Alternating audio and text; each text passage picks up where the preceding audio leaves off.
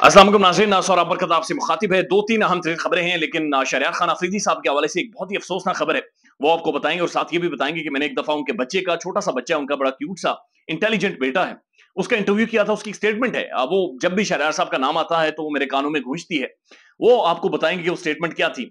लेकिन अभी जो खबरें आ रही हैं बड़ी हैरान कुन भी है, खौफनाक भी है। पाकिस्तान की एक बहुत बड़ी मजहबी शख्सियत है, मजहब का लिबादा ओढ़कर सियासत करती हैं। उनकी गाड़ी में से शराब और बहुत सारी और नशावर चीजें निकली हैं, यानी पेटियां शराब की निकली।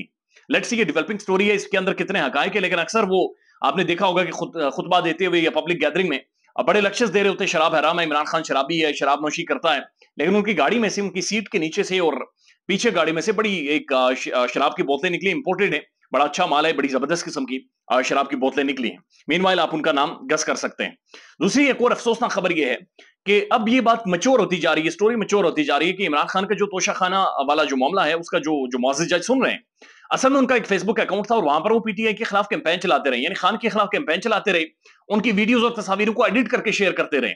इमरान खान साहब के जो वकील हैं इंतजार पंचौथा साहब, उन्होंने खुलकर बाकायदा से ट्वीट भी किया, स्टेटमेंट दी है। और उनका यह कहना है कि एक जज का कॉन्टेक्ट ही नहीं होता कि वो सोशल मीडिया यूज करे, और ये ना सिर्फ सोशल मीडिया यूज करते रहे बल्कि एक कैंपेन भी चलाते रहे। ये अंदाजा लगाइए, ये तो खुदा करीम की सिफात में से है इंसाफ देना, और दुनिया में ये लोग इंसाफ करते हैं, लेकिन ये बड़ी बदकिस्मती है। अब जो खबरें और आ रही हैं वो ये हैं कि इन मुअज़्ज़िज़ जज, इनके भाई और वालिद की एक हाउसिंग सोसाइटी है, और इमरान खान और पीटीआई के दौर में असल में उसे एनओसी नहीं दिया गया था, तो एनओसी का मामला था। अब एनओसी दे दिया गया है, इसलिए ये आंखें दिखा रहे और इसलिए इन्हें गुस्सा चढ़ता है। इसलिए इन्होंने इमरान खान के वकील को कहा था कि तुम मेरे साथ तल्ख बोल रहे हो, लिहाजा मैं इमरान खान के नाकाबिल जमानत वारंट गिरफ्तारी खान की जारी करता हूं, क्योंकि तुम मेरे साथ तलखी कर रहे हो। तो इनके हवाले से ये स्टोरी सामने आ रही है। लेट्स सी इनके अंदर रियलिटी क्या है। लेकिन बदकिस्मती यह है पाकिस्तान की, यानी पाकिस्तान का, जब तक इंसाफ जिस मुआशरे में नहीं होता, उस मुआशरे से आप क्या तवक्को कर सकते हैं। शहरयार अफरीदी अगेन गैरतमंद पठान, अब वो कहते हैं ना कि वफा के रास्ते का हर मुसाफिर गवाही देगा कि तुम खड़े थे। इनके ऊपर एक्सट्रीम प्रेशर डाला जा रहा है, और एक्सट्रीम यानी जुल्म की इंतहा शहरयार खान अफरीदी के ऊपर कर दी गई है। ये अदालत के अंदर खड़े थे, मैंने इनका इंटरव्यू किया, और मेरे ख्याल में ये 15 दिनों बाद बाहर आए थे काल कोठरी से। मैंने इनसे पूछा कि शहरयार साहब, क्या आपके ऊपर दबाव है और आप प्रेस कॉन्फ्रेंस करके खान को छोड़ देंगे? तो इन्होंने बड़ा खुलकर कहा था कि इन्होंने कहा कि जी ऊपर अल्लाह है और नीचे खान है, बस दैट्स ऑल, इसके अलावा और कुछ भी नहीं है। और उसके बाद इन्होंने कहा था कि मैं अपने खानदान को कभी भी गर्दन झुकाने नहीं दूंगा या नीचे लगने नहीं दूंगा। और आज खबरें आ रही हैं कि उनकी हमशीरा, उनकी बहन की फोतगी हो गई है, उनकी बहन का इंतकाल हो गया, और शहरयार अफरीदी को इजाजत नहीं मिली कि अपनी बहन का आखिरी चेहरा देख सके। जिस ट्राइबल एरिया से ये ताल्लुक रखते हैं, जिस सोसाइटी से ये बिलोंग करते हैं, अब वहां पर ये बड़ा गहरा ताल्लुक होता है। बहनों के साथ वैसे ही बड़ा गहरा ताल्लुक होता है, लेकिन वहां पर ये यानी बहनों ने ही भाइयों को पाला होता है, या भाई बहनों को पालते हैं। तो ये बड़ा एक करीबी ताल्लुक था। लेकिन शहरयार साहब को इजाजत नहीं मिली। ये अंदाजा लगाइए कि सबको इजाजतें मिलती हैं, सब पेरोल पे आते हैं, कौमी असम्बली में भी जाते हैं, खिताब करते हैं, बातचीत करते हैं, बड़ा टाइम गुजारते हैं। लेकिन शहरयार साहब के भाई फोत हुई, नहीं इजाजत मिली। शहरयार साहब की बहन फोत हुई, उन्हें भी इजाजत नहीं मिली। एक्सट्रीम प्रेशर है, यानी कोई समझ नहीं आ रही कि इस प्रेशर से निकालना क्या। एक बंदे को आप कितना दीवार के साथ लगा सकते हैं, और आखिर उससे अखज क्या करना है, यानी कितना गुस्सा है। एक इंसान से बढ़कर, इंसानियत से बढ़कर कितना है किसी भी इंसान में गुस्सा हो सकता है। यानी अंदाजा लगाइए, ये यानी it come down of my philosophies, कम से कम के ये समझ से ये चीज बलातर है कि इस तरह से तो शायद दुश्मन भी नहीं करते, और ये उनके साथ हो रहा है। मैंने उनके बच्चे का इंटरव्यू किया था, बहुत छोटा मासूम बच्चा है। मैंने उनसे पूछा था, और ये उस वक्त इंटरव्यू हुआ था जब उनके घर में रेड करके शहरयार साहब को, उनकी वालदा को भी, यानी उस बच्चे की वालदा को भी, शहरयार साहब की बेगम को भी अंदर डाल दिया था, गिरफ्तार कर लिया था।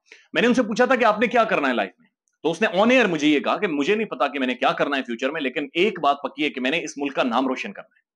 मैंने हमेशा इस मुल्क का नाम रोशन करना है, और ये मेरे बाबा की तालीमात है, यानी शहरयार खान अफरीदी की तालीमात है, और वो यकीनी तौर पर मुल्क का नाम रोशन करेगा। ये जो भी कर लें, जो भी हो जाए, उस बच्चे ने मुल्क का नाम रोशन करना है, क्योंकि उसकी आवाज के अंदर इस मुल्क के लिए एक कर्ज था जो उसने अदा करना है, जो शहरयार साहब अब अदा कर रहे हैं। अब एक और इंटरेस्टिंग, बड़ी दिलचस्प खबर है। बहुत सारे साफी प्रिडिक्शंस दे रहे हैं कि आने वाला वजीर आजम कौन होगा, लेकिन उससे पहले एक बड़ी खबर आपको बताऊं, ये सबसे बड़ी खबर है कि अचानक से जो इंतखाबी इस्लाहाती बिल था, उसके ऊपर बातचीत करते हुए वजीर कानून सामने आते हैं, और वो कहते हैं कि सियासी जमातों पर पाबंदी का जो एजेंडा था, मामला था, वो हमने एजेंडे से निकाल दिया। यानी इससे पहले ये सारे कहते रहे कि तहरीक इंसाफ के ऊपर पाबंदी लगनी है, और तहरीक इंसाफ के ऊपर पाबंदी लगा देंगे, लेकिन जब इस चीज के ऊपर बातचीत हुई तो इन्होंने पाबंदी वाला जो आंसर है तहरीक इंसाफ के ऊपर, वो एजेंडे से निकाल दिया, यानी वो बाहर फेंक दिया। तो ये हुआ क्या, यानी जो पाबंदी लगाना चाह रहे थे, इन्होंने वो पाबंदी वाला जो एक कानून इन्होंने पास करना था, जो पाबंदी लगानी थी तहरीक इंसाफ के ऊपर कुछ चीजों को सामने रखते हुए, वो इन्होंने एजेंडे से निकाल दी है। खबरें ये है ऑफ द रिकॉर्ड کہ شاید انہیں کسی برادر ملک نے سمجھایا کہ بھائی ہوش کرو، کم از کم کوئی سر کو ہاتھ مارو اپنے، یہ کیا کرنے جا رہے ہو، یہ راہیں ہموار ہو جائیں گی، اور عمران خان تو شاید آنے والے ٹائم میں پھر بھی کوئی ریلیونس بنا لے، لیکن آپ لوگوں کا کوئی مستقبل نہیں ہوگا، اس ملک کے اندر کوئی پولیٹیکل پارٹی پھر رہے گی نہیں۔ اس وجہ سے سب نے سر جوڑے اور انہوں نے کہا کہ چلیں ٹھیک ہے، ابھی خان کو ہم نے کارنر تو کیا ہوا ہے، لیکن آنے والے ٹائم میں مشکلات ہو سکتی ہیں، لہٰذا پارٹی کے اوپر پابندی والا جو معاملہ ہے وہ ایجنڈے سے نکال دیا ہے۔ اگلا وزیر اعظم کون ہوگا، اس کے اوپر صافی بات چیت کرنا شروع ہو گئے۔ ڈاکٹر دانش صاحب کہتے ہیں باخبر ذرائع مجھے کنفرم کر رہے ہیں کہ اگلا وزیر اعظم جناب شہباز شریف صاحب ہوں گے، اور شہباز شریف صاحب طاقتور ترین وزیر اعظم ہوں گے، اور عمران خان الیکشن کا حصہ ہی نہیں ہوں گے، کیمپین کا حصہ ہی نہیں ہوں گے۔ حفیظ اللہ نیازی صاحب کہتے ہیں طے ہو چکا ہے، نواز شریف اگلا وزیر اعظم ہوگا۔ اب یہ ہو کیا رہا ہے، ان میں سے کسی کو نہیں پتا اگلا وزیر اعظم کون ہوگا، جو پلاننگ کرتے ہیں وہ اتنا پہلے نہیں بتاتے، لیکن یہ سارے اپنی سی وی پیش کر رہے ہیں، یہ اپنی سی وی دے رہے ہیں کہ جناب یہ ہماری سی وی ہے، پرائم منسٹر پکڑیں کہ اگلے وزیر اعظم آپ بن گئے تو ہمیں، یعنی آپ نے تھوڑا سا ہماری دیکھ بھال کرنی ہے۔ یہ بڑی بدقسمتی ہے، پاکستان میں ایسا ہوتا ہے، صحافیوں کے ذریعے خبریں مارکیٹ میں چھوڑی جاتی ہے، مارکیٹ میں رائے بنائی جاتی ہے، ایک اوپینین بلڈنگ کی جاتی ہے اس بندے کے بارے میں، یعنی ایک صحافی ادھر ہی بیٹھ کر یہ کہہ رہا ہے کہ شہباز شریف بننے والا ہے، اور ایک صحافی بیٹھ کر کہہ رہا ہے کہ نہیں جی طے ہو چکا ہے نواز شریف بننے والا ہے۔ ایسے معاملات کدھر جاتے ہیں، خیال رکھیے گا اپنا، اللہ حافظ۔